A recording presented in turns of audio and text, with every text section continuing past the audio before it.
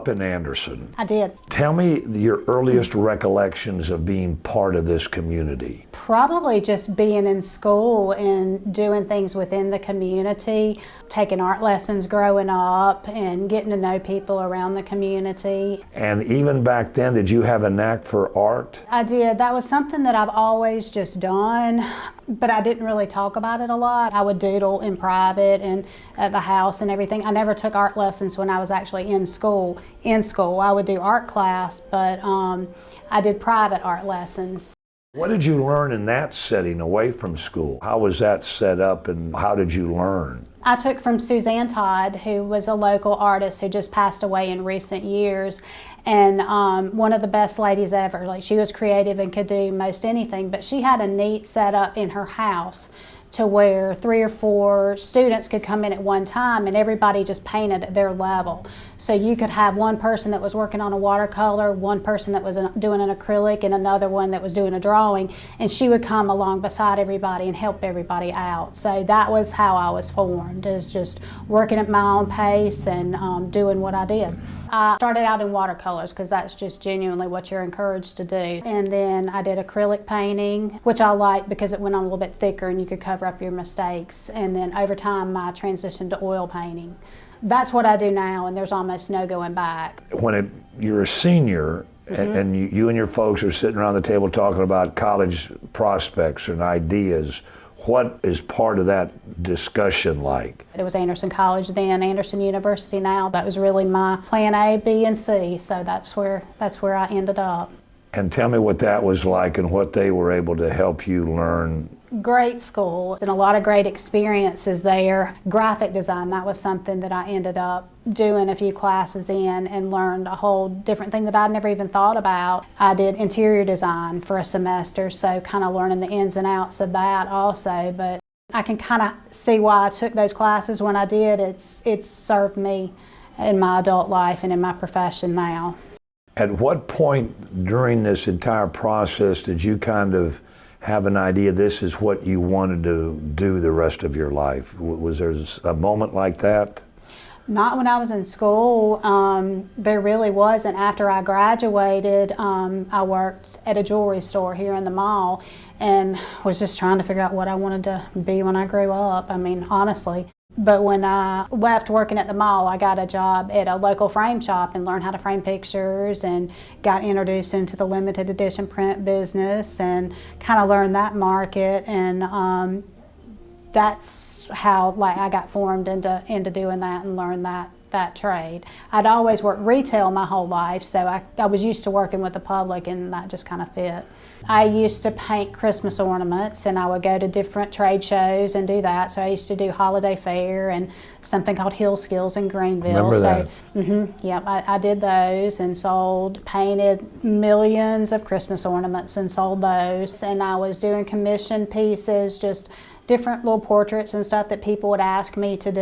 And I painted a lot of pictures and bought a wide format printer to make prints of my artwork, and that was a big market when I first started with other frame shops. Like, you would do your artwork and make a print of it and sell it to different frame shops, and ended up doing that full time out of our house. So I wasn't working at the frame shop anymore. I was full time painting, creating, doing prints, and did that for a long time. We ran a big, huge, wide format printer out of the house, and it was just busting out of the bedroom. So it was time to open up our own retail location.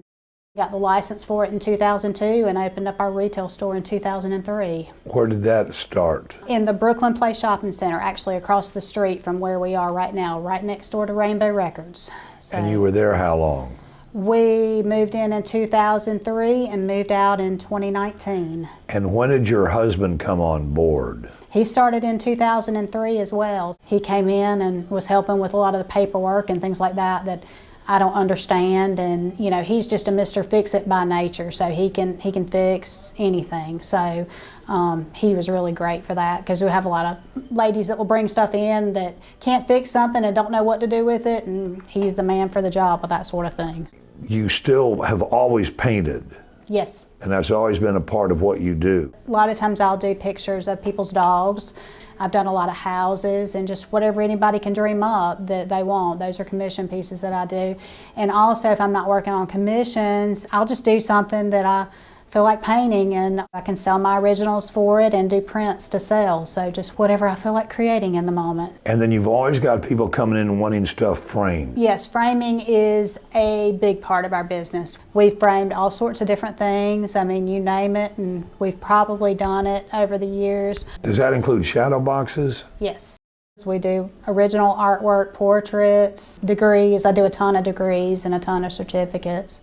Everything that we do is wood. There's a composite plastic that a lot of frames are made out of. We don't do that. I've done that in the past, but it tends to bow over time and warp, so we don't do that. And we'll do some metal frames too. So metal and wood are our things that we work with. This is a fiddly fig plant.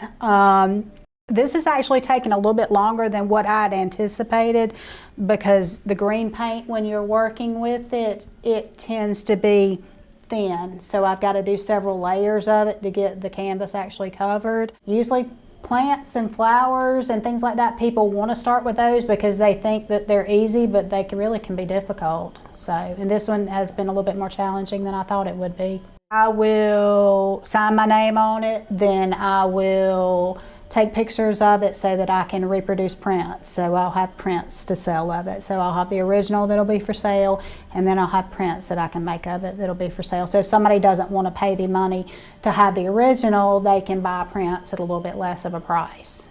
If somebody comes in, Jill, and say, this is a portrait of whatever that means a lot to me, and I want it in a painting, whatever, would you tell them that'd be good in the size? Would you suggest the size? And then what could you do for the customer if they just brought in a picture? Really, I kind of feel them out and see where it's going to go. If it's something that needs to be big, or if it needs to be mid-size or small, you know, we figure out where it's going and what the purpose is and how much they want to spend on it. Because, you know, the smaller pictures are going to be a little bit smaller. The bigger you go, of course, the bigger the price with it.